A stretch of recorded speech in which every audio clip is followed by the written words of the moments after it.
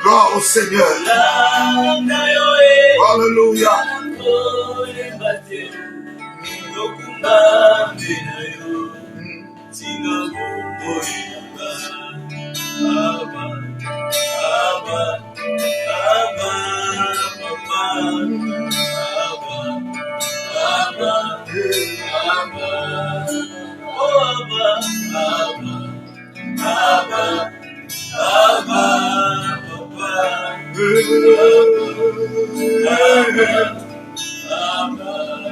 Bien-aimé, quelqu'un prie le Seigneur, ensemble nous prions pour recommander ce moment de culte entre les mains du Seigneur. Prions le Seigneur.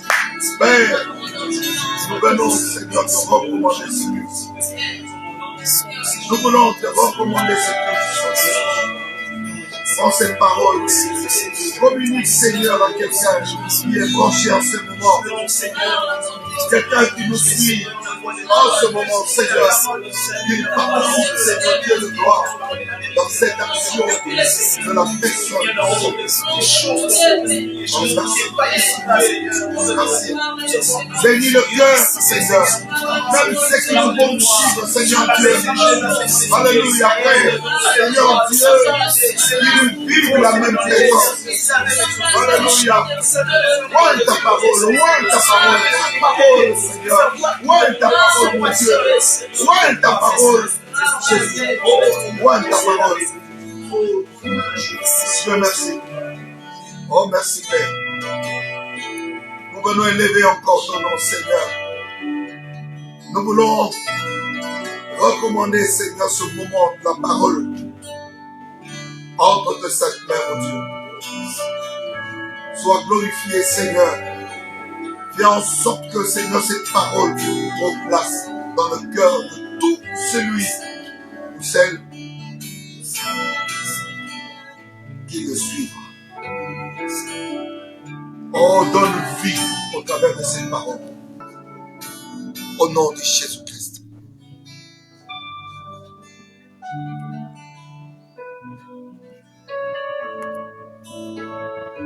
Amen. Acclame le Seigneur. Que le Seigneur te bénisse, toi qui nous suis. Aujourd'hui, nous voulons penser à ce qui était arrivé un jour dans le monde. Ce qui avait bouleversé le monde et qui continue à bouleverser à notre temps actuel. La Pentecôte. J'aimerais d'abord dire à chacun de nous, la Pentecôte, c'est la fête de la venue du Saint-Esprit. C'est que nous pouvons comprendre pour ne pas aller dans beaucoup de littérature. Le Saint-Esprit était venu le jour de la Pentecôte. Jésus, après sa résurrection, il a eu à se montrer à ses disciples pendant 40 jours. Après cela, il est monté. 10 jours après, le Saint-Esprit est venu. Donc, quand le Saint-Esprit est venu, ce qu'il avait promis à ses disciples était accompli ce jour-là. Alléluia. C'est pourquoi aujourd'hui, je vais tirer une pensée parce que, faute de temps, nous ne voulons pas mettre beaucoup de temps. Nous allons lire Actes chapitre 1er, versets 4 à 8. Actes des apôtres, chapitre 1er, versets 4 à 8. Et c'est dans ce texte que nous avons tiré le thème que nous aurons à partager. La Bible déclare ce qui suit. Alors qu'il se trouvait en leur compagnie, il se trouvait avec ses disciples, l'air d'attendre ce que le Père avait promis. Oh, gloire au Seigneur. C'est que je vous ai annoncé, leur dit-il. Car Jean baptisait d'eau, mais vous, dans peu de temps, ou dans peu de jours, vous serez baptisés du Saint-Esprit. Alors que les apôtres étaient réunis, ils lui demandaient, Seigneur, est-ce à ce moment-là que tu rétabliras le royaume pour Israël? Jésus leur répondit, Ce n'est pas à vous de connaître le temps ou le moment que le Père a fixé de sa propre autorité. Mais vous recevez une puissance lorsque le Saint-Esprit viendra sur vous et vous serez mes témoins à Jérusalem, dans toute la Judée, dans la Samarie et jusqu'aux extrémités de la terre. Parole du Seigneur.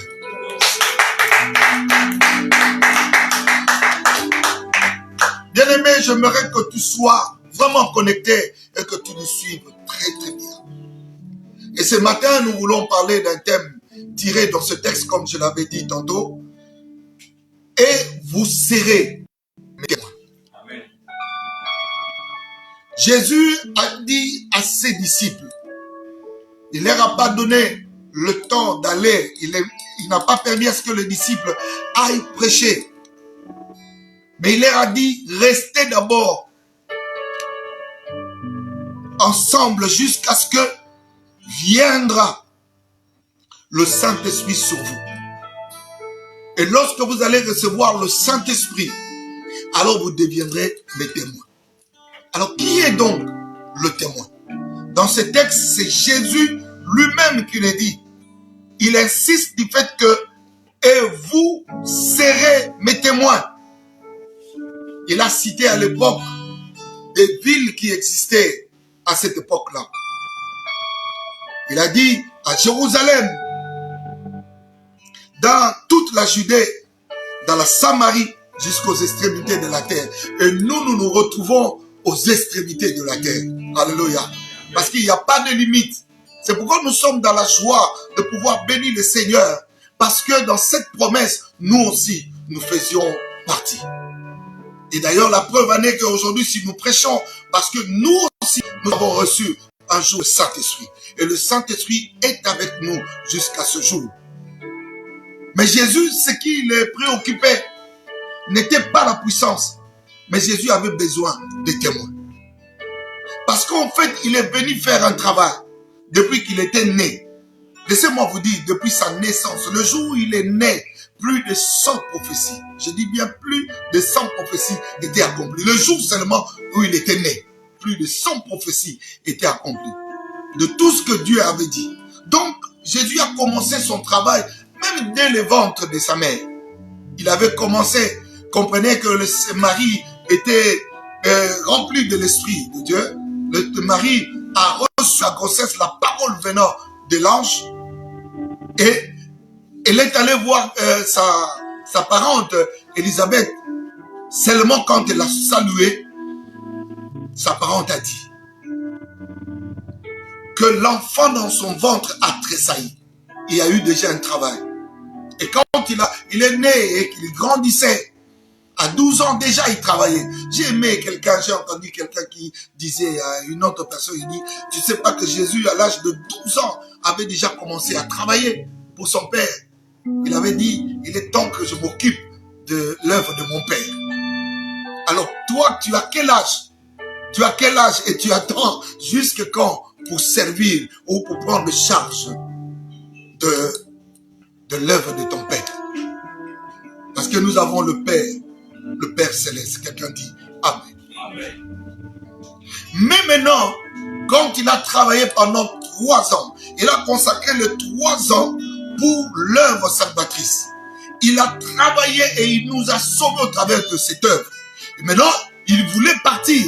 Mais il ne devait pas quand même laisser l'œuvre comme ça, puisque lui-même ne sera pas là. Mais il avait pris ces 12 disciples. Disons qu'ils étaient restés 11. Il les avait préparés, ceux qui devaient devenir des apôtres. Et en dehors de ces 12, il y avait encore d'autres disciples qui venaient, qui ne faisaient pas qui ne faisaient pas partie de ce couple. Mais écoutez, bien-aimés dans le Seigneur, il a dit à ces 11 et d'autres disciples qui étaient là, parce que dans la chambre haute, il n'y avait pas seulement les 12, il y avait aussi des femmes, il y avait aussi d'autres personnes qui ne sont pas citées. Et c'est alors que dans le chapitre 2 de Actes des Apôtres, la Bible déclare à partir du verset 1er, la Bible déclare qu'ils étaient tous ensemble dans la chambre haute. Tout à coup, un bruit venu du ciel. Et ils voient le vent entrer dans la pièce où ils étaient. Et tous étaient remplis du Saint-Esprit. Dans le chapitre 1er, il dit à ses disciples, quand il leur parlait, il disait, écoutez, je vous ai dit toutes ces choses, et votre cœur est troublé. Alors, bien-aimés dans le Seigneur, il leur a dit clairement, Jésus a dit à ses disciples, ne vous éloignez point de Jérusalem, jusqu'à ce que viendra sur vous ce que le Père avait promis. Et c'était le Saint-Esprit.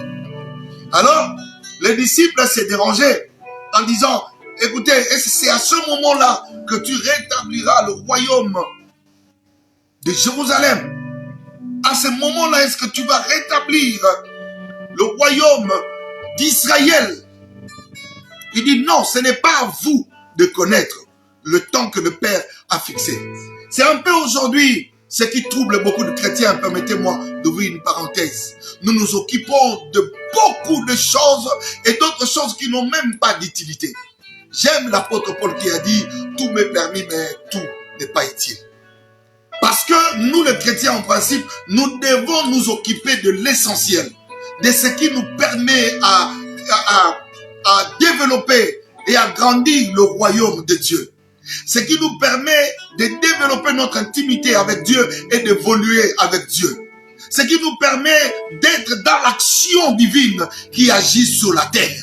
Parce qu'il y a des champs, pendant que Dieu agit, et sont hors connexion. Ils ne sont même pas utilisés. C'est pourquoi Jésus dit, ne soyez pas, c'est comme si vous voulez leur dire, ne soyez pas distraits. Vous devez vous occuper de ce que le Père a mis à votre disposition. Il ne faut pas suivre d'autres choses. Il a dit, si vous êtes distraits, vous raterez ce que le Père a dit. Mais il leur a dit, mais vous recevez une puissance. Le Saint-Esprit viendra sur vous et vous serez mes témoins. Bien-aimés dans le Seigneur, ce qui préoccupait le cœur de Jésus, c'est des témoins. Il dit, 3 ans j'ai travaillé et selon ce que le Père avait fixé, je dois monter, rentrer au ciel. Alors sur terre, il doit avoir d'autres Jésus. Alléluia. Il doit avoir d'autres Jésus. En fait, quand je dis d'autres Jésus, je parle de chrétiens ou de chrétiens, comme disait notre grand-père Verneau, paix à son âme. De chrétiens, de gens qui revêtent l'image de Christ. Ils revêtent l'image du Christ et quand on le voit, on voit le Christ continuer à agir ou à vivre sur terre. Il a dit des témoins. En fait, laissez-moi vous dire, bien-aimés, un témoin c'est qui? C'est une personne qui a assisté à quelque chose ou à un événement ou encore à une situation réelle. Il était là. C'est celui-là qui est témoin. Il a vécu, il a vu ce qui s'est passé. Alors quand on poserait la question, qu'est-ce qui s'est passé? Il est témoin oculaire. C'est lui qui a assisté. Non seulement celui qui a assisté, c'est aussi une personne qui était présente ou qui a participé de manière réelle à une chose, à un fait réel ou encore à un événement. Donc celui qui a vécu, il a assisté à quelque chose. C'est celui-là qui est témoin. Bien aimé, c'est pourquoi la Bible déclare même, ce sont eux qui sont devenus des témoins oculaires. Ils étaient des témoins oculaires et ils sont devenus ministres de la parole. Les apôtres. Pourquoi? Parce que, en fait, ce sont des témoins oculaires. Ils n'ont pas seulement observé, mais ils ont participé. Ils ont participé dans l'action. Ils ont vécu la personne de Dieu. Alléluia. C'est lui, en fait. Jésus a besoin de ces gens. Et aujourd'hui, les chrétiens, nous sommes comme ça. Écoutez, ça m'a touché et ça m'a écœuré d'entendre quelqu'un poser la question. Les gens sont morts. Des milliers de personnes sont en train de mourir dans le monde. Est-ce qu'ils ont connu le Christ? Est-ce qu'ils ont connu le Christ? Est-ce qu'il y a-t-il quelqu'un qui est versé dans son cœur, qui passe le temps à prier pour toutes ces personnes, pour qu'ils soient en fait sauvés? pour qu'ils reçoivent Jésus. Non, aujourd'hui ce n'est pas ce que nous faisons. Pourquoi? Parce que nous avons des gens qui viennent à l'église, mais ils ne sont pas des témoins de Christ, parce qu'ils ne le connaissent pas. Oh, ils connaissent l'adoration. Ils connaissent je ne sais quoi à l'église. Ils connaissent jouer au clavier, chanter, guitare, tout ça. D'ailleurs, là, c'est bon. Ils connaissent tout ce qui se passe à l'église. Même les rituels de l'église. Ils les maîtrisent bien. Mais ils ne connaissent pas Jésus. Jésus a besoin, non de participants au culte, mais il a besoin des témoins. Il faut devenir témoin du Christ. C'est pourquoi les gens ne sont pas sauvés. C'est pourquoi le monde est en train de gagner des personnes plus que ceux qui entrent à l'église. Or, nous sommes censés à gagner des âmes. La Bible déclare jusqu'aux extrémités. Donc Jésus ne nous a pas limité le terrain. Notre pouvoir, le pouvoir que nous avons reçu de Dieu par le Saint-Esprit, agira dans tout le coin du monde. Quel que soit l'endroit où on interdit à ce que les gens prêchent, nous pouvons agir, car le Saint-Esprit est avec nous. Et nous connaissons la personne de Christ. Témoin du Christ, c'est celui qui peut nous relater le fait près de la réalité. Or, nous avons la grâce. Aujourd'hui, ce n'est pas nous qui témoignons, mais c'est le Saint-Esprit en nous qui témoigne. Il suffit seulement que chacun de nous connaisse le Seigneur dans le vrai, connaisse Jésus dans le vrai, bien-aimé dans le Seigneur. Lorsqu'il ouvrira la bouche, le Saint-Esprit va l'aider à parler du Christ comme si il a été pendant ces 3 ans de son ministère sur la terre. Ce qui fait que plusieurs personnes qui reçoivent Jésus, nous avons de frères et sœurs. Et ce qui fait que toi qui me suis, tu crois à cela parce qu'il y a eu des gens qui sont devenus témoins. Aujourd'hui, il n'y a pas seulement les apôtres qui sont témoins. Nous aussi, nous sommes des témoins. Et les témoins, je parle bien des disciples. Hormis d'être pasteur, d'être prophète, docteur, qui que ce soit, un ministre de la parole, bien-aimé dans le Seigneur, tout chrétien qui est disciple du Christ doit être témoin de Christ. Tu vas me poser la question, comment est-ce que je deviendrai témoin? Bien-aimé, si tu reçois Jésus dans ta vie, le Saint-Esprit vient dans ta vie, c'est alors qu'il commence à t'enseigner. Tu commences à vivre avec lui. Oh, quelqu'un peut acclamer le Seigneur. Oh, alléluia. Moi, je ne parle pas ce matin de celui qui a vécu un miracle. Mais je parle de celui qui a connu et connaît la personne du Christ. C'est lui qui connaît. Il a connu et connaît. Il a vécu Christ personnellement. Oh bien-aimé, vous serez étonnés. La Bible déclare dans Actes chapitre 4, verset 18 jusqu'à 20. La Bible déclare ce qui suit. Suivez-moi très bien. Et les ayant appelés, ils leur défendirent absolument de parler et d'enseigner au nom de Jésus-Christ. Pierre et Jean leur répondirent, jugez s'il est bon, jugez vous-même s'il est bon devant Dieu, de vous obéir plutôt qu'à Dieu. Car nous ne pouvons pas ne pas parler de ce que nous avons vu et entendu. Alléluia. Les disciples, on leur a interdit de ne pas parler du Christ, de ne pas parler de celui-là. Mais ils ont dit, jugez vous-même s'il est bon devant Dieu. Devant Dieu, de ne pas parler de lui, mais de parler de ce que vous voulez. Aujourd'hui, beaucoup de chrétiens ne sont pas comme ça. Bien aimé, regardez un peu, pendant le confinement, c'est un temps où tu peux expérimenter le Christ. Tu peux avancer pour le connaître mieux. Que tu aies un langage qui sera justifiable dans la parole de Dieu, mais que tu as vécu personnellement. Oh, Jésus est où? Jésus est dans le chrétien. Jésus est dans les témoins. C'est dans les témoins qu'on connaît le Christ. C'est dans les témoins qu'on verra le Christ. Alors eux, ils ont dit, nous avons vu et nous avons entendu. Je pose la question, y a-t-il encore un chrétien qui a vu et entendu Christ? Bien aimé, tu ne peux pas me dire, nous, tu parles de nous. Non, non, non, je parle de j'ai. Chaque disciple a dit, j'ai vu Jésus, je l'ai entendu parler. Il ne parle pas de miracles. Écoutez Écoutez-moi, aujourd'hui nous voyons dans les télés et partout, les gens brandissent les miracles. Et regardez les miracles. Et quand on parle de miracles, on croit que Jésus est là. Oh, Jésus n'est même pas là. Les gens font des kits de la personnalité. Les gens parlent d'eux-mêmes, ils se vantent eux-mêmes. Le Christ n'est pas là. Mais les apôtres ont dit, ils ne parlent pas de miracles. Ils ont dit, c'est que nous avons vu et entendu. Nous avons vu le Christ et nous l'avons entendu parler. Oh, laissez-moi ces histoires de miracles. Laissez-moi ces histoires de miracles. Les miracles ne sont que des choses qui accompagnent le Christ, qui accompagnent la connaissance de la personne du Christ.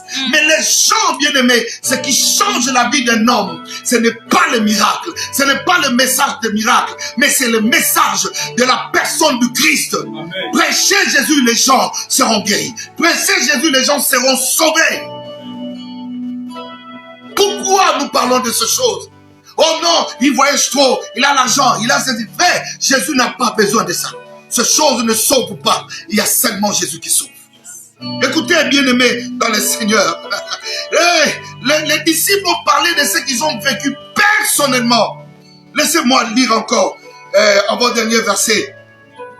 La Bible déclare dans 1 Jean chapitre 1er, verset 1er à 2. Écoutez ce que la Bible dit. Jean dit ceci. Ce qui était au commencement, ce qui était au commencement, bien-aimé, c'est Jésus. La Bible déclare dans Jean chapitre 1er, au commencement était la parole était avec Dieu et la parole était Dieu. Et cette parole s'est faite chair, nous l'avons vécu. Il n'y a pas une autre parole qui s'est faite chair, mais il n'y a que Jésus seul qui s'est fait chair. Il dit ce qui était dès le commencement, c'est Jésus mon frère. Ils n'ont pas dit le miracle était dès le commencement. On dit non, les genoux, Dieu des genoux. Il n'existe pas le Dieu des genoux. Excusez-moi. Il n'est pas Jésus des genoux. Il est de Dieu. Donne-nous, pas des genoux. Parce que les gens croient devenir des experts en prière. Mais pourtant, Jésus n'est même pas là. Parle-nous de Jésus au lieu de nous parler de genoux. Au lieu de nous parler de dos, on parlait de tête et de main. Parlez de Jésus. Devenez des témoins de Jésus. Les gens sont morts. Les gens passent le temps de distraction dans l'internet au lieu de parler de Jésus pour que les gens soient sauvés. Oh, le cœur de Jésus est attristé parce que nous ne parlons pas, nous ne prêchons pas. La fois passée, j'ai eu l'occasion de prier avec une personne. Je l'ai aidé à recevoir Jésus. Et la personne était loin, très loin, en Angola. Elle a reçu Jésus parce qu'elle ne dormait pas. Elle voyait de mauvais songes. J'ai dit, il n'y a pas un miracle à faire. Si tu reçois Jésus, ces choses vont partir. Depuis qu'on a prié, depuis qu'elle a reçu Jésus dans sa vie, elle dort comme un bébé. D'ailleurs, quand elle avait dormi, elle a dormi la nuit et s'est réveillée à 14 heures. Et il dit, j'ai tout récupéré. Jésus te fera récupérer ce que tu as perdu. Parle de Jésus, mon frère. Au lieu de parler de vous, au lieu de parler d'autres choses, ça ne sauve pas. Écoutez, il a dit, c'est que nous avons entendu. Nous n'avons pas entendu de miracles. Nous avons entendu la parole qui est Jésus. Et ce que nous avons vu de nos yeux, nous n'avons pas vu le miracle, mais nous avons vu Jésus. Nous avons vu Jésus. Montre-nous Jésus, homme de Dieu. Alléluia. Alléluia. Ce que nous avons contemplé, les disciples ont eu le temps de contempler Jésus, de savoir qui il est. Mais aujourd'hui, les chrétiens ne contemplent pas Jésus.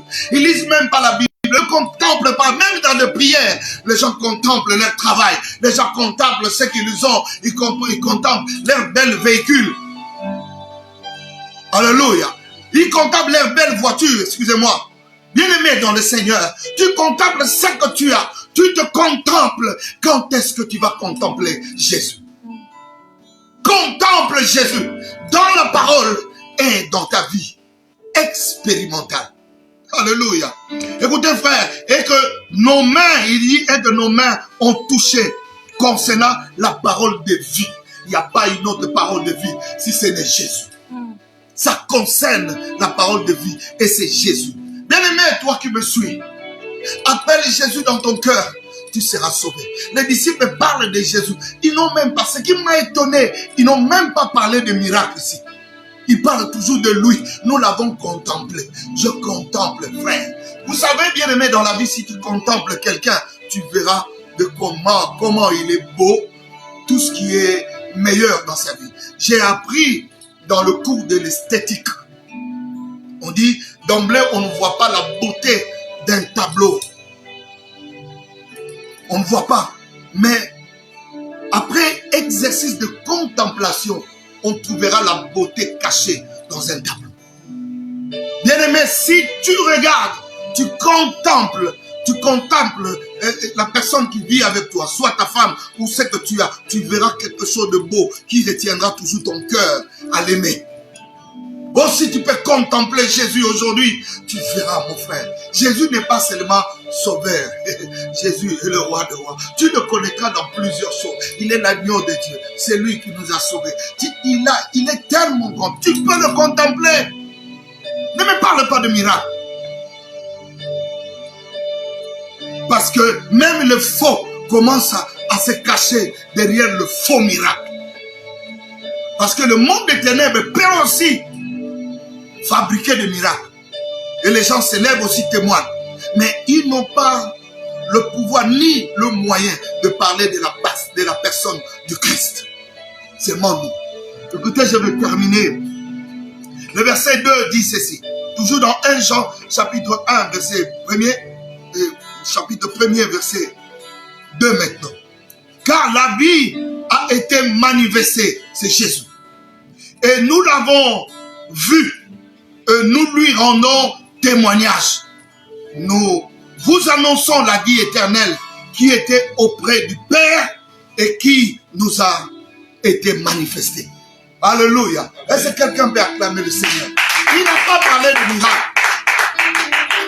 Il n'a pas parlé de miracle, mais ils ont dit, nous l'avons contemplé, la vie éternelle manifestée, qui était auprès du Père. Il n'y a pas une autre personne qui était auprès du Père, si ce n'est Jésus. Frère, parle de Jésus. C'est celui qui sauve. Homme de Dieu, ne parlez pas de vos églises. Ne parlez pas de comment vous voyagez. Ne parlez pas de vos prophéties. La prophétie ne sauve pas, mais c'est Jésus qui sauve. La Bible déclare dans Actes chapitre 4, verset 12, il n'y a de salut à aucun autre. À aucun autre. Car il n'y a aucun autre nom qui a été donné sous le soleil par lequel les gens peuvent être sauvés. Par lequel les gens doivent être sauvés. Bien-aimés dans le Seigneur, c'est Jésus. Nous passons le temps. Parlons à nos frères et sœurs. Parlons dans la famille de Jésus. Jésus sauvera de vie. Il est le seul qui sauve par des miracles. Ça m'a étonné. Les disciples ne parlaient pas de miracles. Ils trouvaient ça de petites choses. Ce qui gagne le cœur, c'est Jésus. Et ce qui est bizarre aujourd'hui, nous voyons des gens venir à l'église. Ils ont vécu le miracle. Mais tu le retrouves après dans le monde. Il vient, j'étais malade, le Seigneur m'a guéri. Après, tu le vois dans la même chose. Mais, bien aimé, c'est lui qui connaît Jésus. Sa vie change. Il n'abandonne pas. Un peu comme notre soeur qui a chanté. Mon meilleur ami, mon meilleur ami. Les gens peuvent partir, mais lui, il est là. C'est lui qui connaît Jésus. Et Jésus reste avec lui. Mon frère, moi, j'ai vécu des choses où j'étais à la porte de la mort. Je me suis posé la question. Où était mon pasteur? Il n'était pas là. Où était ma femme? Il n'était pas là. Où était ma mère? Personne. Mes grands frères? Personne. Où étaient les frères et sœurs de l'église? Personne n'était là. Bien aimé. Moins encore le matériel que nous avons, les habits ou quoi que ce soit. Mais seule la personne de Christ m'était apparue. Je l'ai vu et il m'a tiré de là. Il a dit non, non, non, non. Ce n'est ni son temps, ni le lieu où il doit être. J'ai encore beaucoup de choses à faire avec lui. Vous comprenez ça, bien-aimé? Jésus seul. Je me rêve aujourd'hui, chrétien, toi qui avais perdu ses sens, serviteur de Dieu, toi qui avais perdu ses sens, de revenir. Chrétien, que nous revenions, que nous devenions des témoins du Christ. Les disciples ont dit, puisque nous l'avons vu, nous l'avons entendu, nous l'avons touché, nous l'avons expérimenté, nous pouvons maintenant témoigner de lui. Si tu ne vis pas une expérience personnelle avec le Christ, tu ne vas pas témoigner de lui. Tu seras à court d'arguments. Mais si tu parles de lui, tu le connais personnellement, bien-aimé, tu peux parler. Tu peux parler de lui personnellement. Il est temps que nous ne prenions pas seulement des témoignages des autres, mais que nous parlions de nous. Jésus m'a fait ceci. Jésus m'a dit ceci. Je le connais. Il est tel. Il est tel. C'est pourquoi vous voyez Jean qui parle de Jésus comme étant le Fils de Dieu. Et Dieu, alléluia. Oh, alléluia. Matthieu qui parle de Jésus comme étant le roi. Il a eu le temps de le contempler. Et dans Marc, on nous parle de Jésus, serviteur. Vous comprenez ça, bien-aimé? J'aimerais que quelqu'un comprenne cela. Et d'autres qui ont expérimenté comme Luc, il a dit, l'homme, le Fils de l'homme. Oh frère, il est temps. Laisse ces histoires de distraction dans l'internet où vous postez n'importe quoi. Poste la parole de Dieu. Il est maintenant, peut-être qu'il y a des personnes, à leur présence, tu ne peux pas leur prêcher la parole. Tu ne peux pas leur parler de Jésus. Mais dans le téléphone, mon frère, il ne te voit pas. Tu peux lui parler. Tu peux lui envoyer des versets bibliques. Tu peux lui parler. S'il demande de l'aide, tu lui passes soit au pasteur ou soit tu l'aides à recevoir Jésus. Oh, je prie aujourd'hui que quelqu'un devienne témoin de Jésus. L'œuvre de Dieu ne peut s'épanouir dans le monde que par les témoins. Il n'a pas laissé les apôtres, mais il a laissé les témoins pour que le royaume s'épanouisse. Le royaume de Dieu s'épanouisse. Frère, je prie. Je prie qu'aujourd'hui, que tu reprennes cette habitude de parler de Jésus. Laissons de critiquer les gens, mais parlons à ces gens de Jésus. Rapportons à nos amis, à tous ceux-là qu'on connaît, la personne de Jésus. Et le monde sera sauvé. Et si quelqu'un peut acclamer le Seigneur.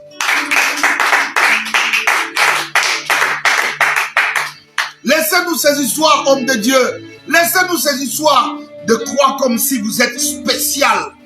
Non, il y a seul Jésus qui est spécial. Parle de Jésus et non pas parler de lui ou de parler de toi-même ou parler de ce que tu as, de bons mots, de paroles et tout ça. C'est Jésus-Christ. Car il y a Jésus seul qui sauve. Même ceux qui sont malades, qui me suivent, soyez guéris au nom de Jésus. Car je ne parle pas de moi, je parle de Jésus-Christ. Alors, toi qui m'as suivi, je vais appeler deux personnes à la fois. Celui qui ne connaît pas Jésus et celui qui avait oublié qu'il est témoin de Jésus. Celui qui est témoin de Jésus. Nous allons prier le Seigneur avec vous. Prions le Seigneur bien-aimé. Et chacun demande au Saint-Esprit de l'aider à être véritablement témoin du Christ. Prions le Seigneur. Toi qui n'as jamais reçu Jésus, écoute-moi. Fais cette prière après moi. Seigneur Jésus, je viens bénir ton nom. Merci de m'avoir parlé. Dans mon cœur, je prends la décision de te recevoir comme mon Seigneur et mon Sauveur personnel. Entre dans mon cœur. Conduis ma vie. Et donne-moi le Saint-Esprit pour que je devienne véritablement ton témoin sur la terre. Merci Seigneur Jésus pour le pardon du péché. Merci pour le Saint-Esprit. Aujourd'hui, je suis devenu enfant de Dieu. Je suis sauvé. Je vais prier pour vos pères. Je prie pour nos bien-aimés qui nous ont suivis. Ceux qui t'ont reçu maintenant. Père, je prie pour que leur nom soit écrit dans le livre de vie. Ne les laisse pas. Je sais que toi, tu n'abandonnes pas ce que le Père attire auprès de toi. Pour commencer à prier. Père, je te bénis. Je brise toute force du monde, de ténèbres, qui s'élève contre eux. Qu'ils soient libres aujourd'hui, car la Bible déclare, si le Fils vous a franchi, vous êtes réellement libres. Merci pour la liberté. Merci Seigneur. Je prie pour la parole, Père. Je bénis cette parole dans le cœur de tout le monde, de tous ceux qui nous a suivis. Que cette parole produise des fruits dignes de la repentance et sauve quelqu'un dans le nom puissant de Jésus-Christ. Si je donne encore le numéro, vous pouvez me contacter sur WhatsApp. Je peux répondre à vos préoccupations. Nous pouvons prier sur ces numéros. 081 52 60 663. N'oubliez pas, si vous êtes à l'étranger, vous prenez le code plus 243 et vous nous écrivez et nous allons vous répondre par la grâce de Dieu. Que Dieu vous bénisse au nom de Jésus-Christ.